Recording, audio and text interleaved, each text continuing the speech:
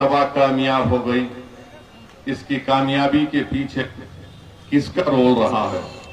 कौन बीजेपी को रोक नहीं पा रहा? पार्लियामेंट के चुनाव हुए, मजलिस ने कितने पार्लियामेंट की सीट पर इलेक्शन लड़ा? आखिर कैसे तीसरी मर्तबा नरेंद्र मोदी इस देश के प्रधानमंत्री बन गए?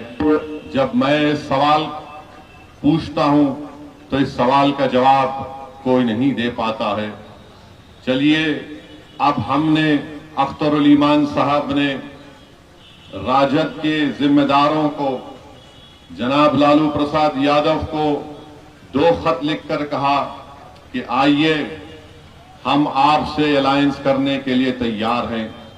आप अंदाजा लगाइए कि कितना सख्त और तकलीफदेह बात और फैसला हमने लिया था कि जिस पार्टी ने हमारे 4 विधायकों उन बेईमानों को खरीद लिया, उसके बावजूद भी हमने कहा कि आइए भाजपा को रोकते हैं। एक नहीं 2 खत अख्तरुल ईमान साहब ने लिखे।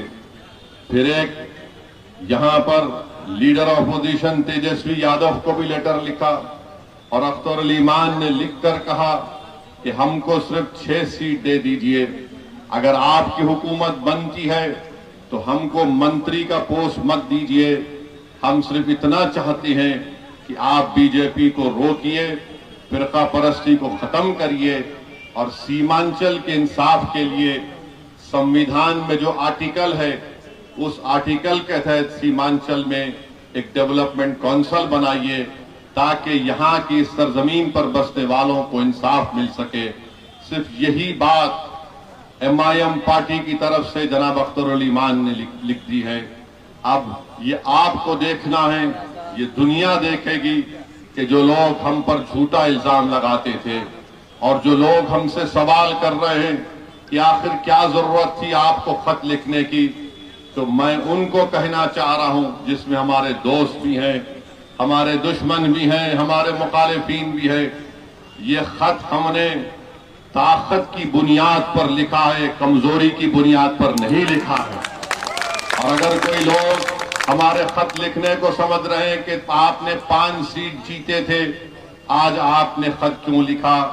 मेरे भाई, ताकत की बुनियाद पर सीमांचल की आवाम पर हमको पूरा यकीन है कि वो हमारे साथ थे और इंशाअल्लाह ताला हमारे साथ रहेंगे इंशाअल्लाह ताला। अब सीमांचल की जनता देखेगी, बिहार की जनता देखेगी और ये टीवी के चैनल में बैठकर ये बड़े बड़े अक्लमंद लोग जो बात करते MIM खड़ी हो गई तो वोट कटता है,